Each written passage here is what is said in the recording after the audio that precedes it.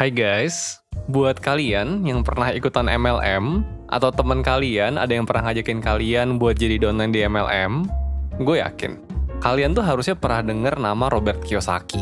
Kenapa? Karena salah satu bukunya dia yang judulnya adalah Rich Dad Poor Dad adalah salah satu buku yang paling sering dikutip di dunia MLM. Di dalam buku tersebut, Kiyosaki tuh bilang bahwa ada hal yang berbeda yang diajarkan di keluarga miskin dan keluarga kaya. Dan ini bikin anak dari keluarga miskin akan lebih susah untuk sukses dan bahagia dibandingkan anak dari keluarga kaya. Nah, baru-baru ini Kiyosaki tuh tampil di sebuah interview, terus interview itu rame gitu di YouTube. Dimana dia ngulang lagi tuh penjelasannya, bahwa anak keluarga miskin itu nggak pernah diajarkan soal keuangan. Dan ini dikarenakan, ya orang tua mereka nggak ngajarin. Ya gimana mau ngajarin gitu, kalau mereka sendiri juga nggak ngerti gitu kan. Ya kalau ngerti kan nggak miskin harusnya. Selain itu, Kiyosaki juga bilang, bahwa selain orang tua, sekolah tuh juga nggak ngajarin soal keuangan. Karena orang-orang kaya itu nggak pingin orang-orang miskin ini bisa sukses dan pinter. Nah, gini-gini. Gue tuh kenal sama banyak orang yang, ya bisa disebut kaya lah. Dan nggak pernah sih sekalipun gue denger ada orang kaya beneran, terus ngomong kayak gitu. Jadi gue nggak tahu Kiyosaki denger orang kaya dari mana, tapi setahu gue sih gue nggak pernah denger yang kayak gitu ya. Anyway, meskipun argumen terakhirnya terdengar konspiratif dan mengada-ada, tapi statement Kiyosaki bahwa anak orang miskin itu tuh bakal susah buat sukses, sebetulnya ada benernya. Dan actually, udah banyak banget riset ilmiah yang ngebahas ini. Nah, di video ini, gue bakal jelasin itu semua. Dan kenapa anak keluarga miskin bakal susah buat sukses. Dan kalau lo adalah anak dari keluarga miskin, gue bakal kasih tahu lo, apa sih yang bisa lo lakukan buat keluar dari itu semua. Nah, pengen tahu kan? Nah, simak video sampai habis ya. Nanti lu bakal ngerti ini semua.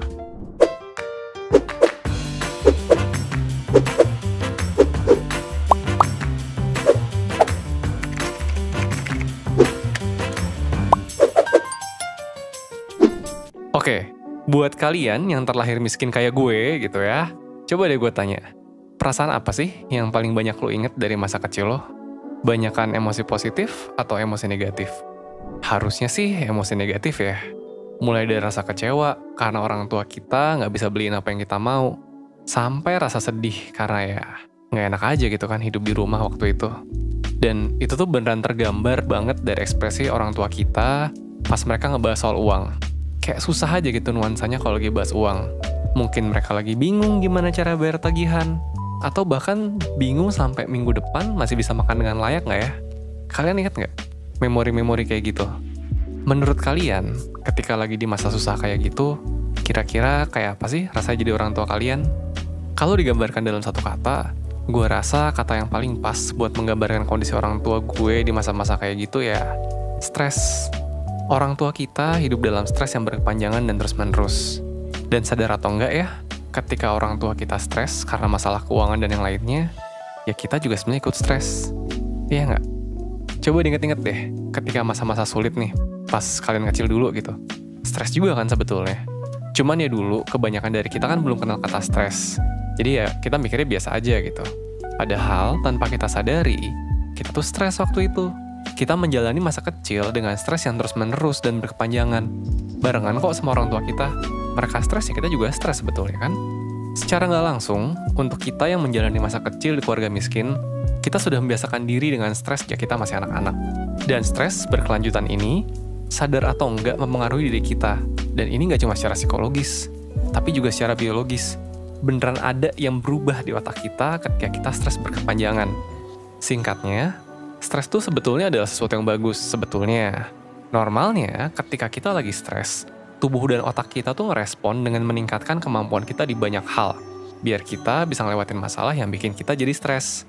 Ini tuh yang terjadi ketika lo tiba-tiba jadi super fokus dan kecerdasan lo nambah. Tapi cuma bentar doang nih, ketika kita lagi ngerjain sesuatu menjelang deadline. Nah, itu adalah usaha dari otak dan badan lo buat mengatasi masalah yang ada di depan lo. Wah, mau deadline nih, stres nih. Ya udah gimana cara kita harus fokus, kita harus lebih smart, kita harus lebih bersemangat. Nah, itu yang normalnya dilakukan ketika orang mengalami stres.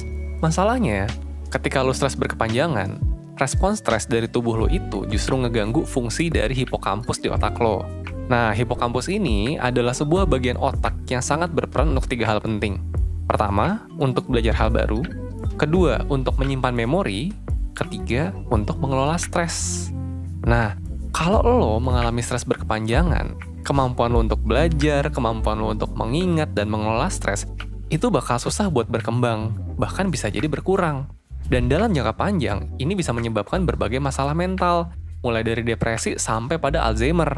Dan gak cuman itu, stres berkepanjangan itu juga bisa ngeganggu kesehatan jantung lo. Menurut berbagai penelitian, ada beberapa hal yang berhubungan antara kemiskinan di masa kecil dengan masalah-masalah tersebut. Dan salah satu hal yang sebetulnya penting nih ternyata, adalah bayi yang terlahir di keluarga miskin, itu cenderung untuk memiliki stres berkepanjangan. Hal ini dikarenakan ibu di keluarga miskin biasanya tidak bisa mengekspresikan rasa sayangnya dengan sehat waktu anaknya baru lahir. Kenapa? Karena dirinya sendiri itu biasanya lagi stres. Bayangin aja deh, ini keluarga miskin ya, duit itu susah, terus punya anak baru lahir. Jadi banyak aja kan yang dipikirin, ini anak gimana cara gue kasih makannya, nanti sekolahnya gimana, gedenya gimana gitu kan. Dan ternyata masa-masa awal perkembangan bayi itu sangat menentukan perkembangan bagian otaknya yang kelak akan berkaitan dengan pengelolaan stres. Nah, nggak cuman itu, menurut Gary Evans, seorang profesor psikologi dari Cornell University, anak di keluarga miskin itu juga beresiko terdampak dari hal-hal lain yang juga bisa ngeganggu perkembangannya. Antara lain, misalnya tempat tinggal kurang layak gitu kan. Dan juga kemungkinan terjadinya drama-drama di dalam keluarga. Jadi kita nggak usah bicara terlalu jauh deh soal belajar keuangan ala Kiyosaki atau punya fasilitas yang lengkap buat belajar. Anak di keluarga miskin dari kecil itu sudah terpapar resiko yang bisa menghambat kesehatan mental dan juga kemampuan belajarnya. Dan gitu kan, ketika kita nggak bisa belajar secara optimal, ketika ingatan kita nggak optimal, dan ketika kita nggak bisa ngelola stres, bakal jauh lebih susah aja nggak sih buat produktif? Nah, kalau produktif aja susah, ya gimana mau sukses gitu kan? Gue tidak menutup kemungkinan bahwa ya kalau emang sebetulnya bakatnya bagus gitu ya bisa-bisa aja anak keluarga miskin tetap produktif dan akhirnya sukses. Ya gue sekarang baik-baik aja kok meskipun kecilnya miskin. Tapi yang kayak gini pun sebetulnya ada kemungkinan bahwa Anda ini kecilnya nggak miskin bisa lebih baik sih perkembangannya sebetulnya. Nah, tapi tenang, gue bukan mau bilang bahwa lu bakal begini selamanya. Karena sebetulnya, kenapa ini semua bisa kejadian? Ya karena otak kita itu punya sesuatu yang disebut dengan neuroplasticity, alias kemampuan untuk mengubah struktur di dalam otak kita sendiri. Gini, lo pasti pernah lihat kan, orang olahraga terus badannya jadi oke gitu kan, nge-gym jadi berotot gitu. Nah, itu karena olahraga, actually itu emang bisa nge-trigger buat struktur otot kita tuh berubah. Jadi emang seluruh organ itu tuh kalau dikasih trigger yang bener, ya bisa berubah jadi lebih baik. Lo olahraga gitu kan, otot lo jadi kuat gitu. Tapi juga berlaku sebaliknya, lo kasih trigger yang salah, ya bakal jadi lebih buruk. Contohnya gimana? Contohnya kalau badan lo cuma dipakai mager-mageran doang, ya lama-lama otot lo bakal melemah. Nah, begitu juga otak dengan neuroplasticity-nya. Kasih stres terus menerus gitu ya. Nah, jadi bermasalah tuh, kayak yang tadi kita bahas tuh. Wah, belajarnya susah, daya ingat turun gitu kan, jadi nggak bisa ngelola stres.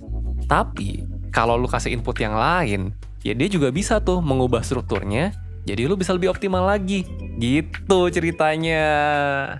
Nah, jadi ingat ya guys, harapan itu ada. Terlepas dari semua masalah yang udah terbukti terjadi di orang-orang yang lahir dan bertumbuh di keluarga miskin, efeknya bisa di-reverse sebetulnya. Caranya gimana? Ada banyak sih, tapi salah satu hal yang paling simple adalah dengan cara meditasi. Gini, sebelum kalian komplain bahwa ini sama aja kayak solusi dari motivator sebelah, gue jelasin dulu. Meditasi buat otak lo, itu efeknya kayak nge-gym buat badan lo.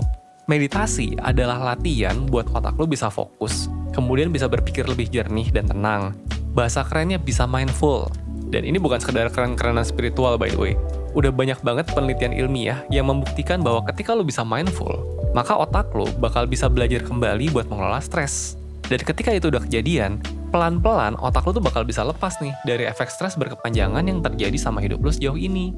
Nah, caranya gimana? Tenang, 1% udah pernah beberapa kali bikin videonya. Nih, lo cek aja nanti ya. Tapi kalau kalian cobain meditasi, jangan lupa ya, konsisten, jangan sekali nyoba terus besoknya udahan, kagak ngefek gitu. Meditasi adalah sesuatu yang kayak nge-gym aja tadi kan buat badan. Lo lakukan terus menerus dengan konsisten.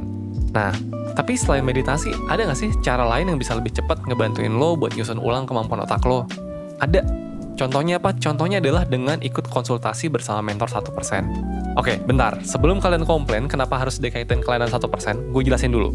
Buat kalian yang masih dengerin suara gue sampai detik ini, gue tanya deh, kepala kalian rasanya enteng nggak? Kemungkinan besar kepala kalian rasanya berat karena sehari-hari stres numpuk terus di kepala kalian.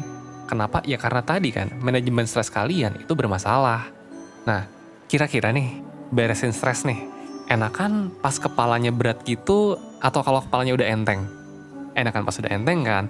Nah, itu yang kita lakuin di sesi konsultasi bersama mentor 1%. Kita bantuin kalian buat mengurai keribetan yang bikin kepala kalian berat dan jadi susah gitu kan buat beresin masalah hidup kalian. Kalau nggak percaya bahwa kita bisa lakuin itu dalam waktu 1 jam lebih dikit doang, kalian bisa cek daftar testimoni di website 1%. Udah ada puluhan ribu orang yang kita bantuin buat melakukan ini. Kebayang nggak sih? Beban berbulan-bulan atau bahkan bertahun-tahun di pikiran itu bisa dipikirkan cuma dalam 1 jam doang. Nah, nggak cuma itu. Kalian juga bakal dapetin panduan buat melanjutkan perkembangan diri kalian melalui worksheet yang bakal kita kasih sesuai dengan kepribadian kalian masing-masing. Gitu. Nah, kalau lu udah nggak sabar buat pingin segera meringankan pikiran lo, mendingan lu buruan daftar ke layanan konsultasi bersama mentor 1%. Linknya tinggal cek di deskripsi video ya. Dan nggak cuma itu nih, gue ada kode promo khusus yang bisa ngasih lo diskon sampai 20%. Nah, dah sekian dulu dari gue.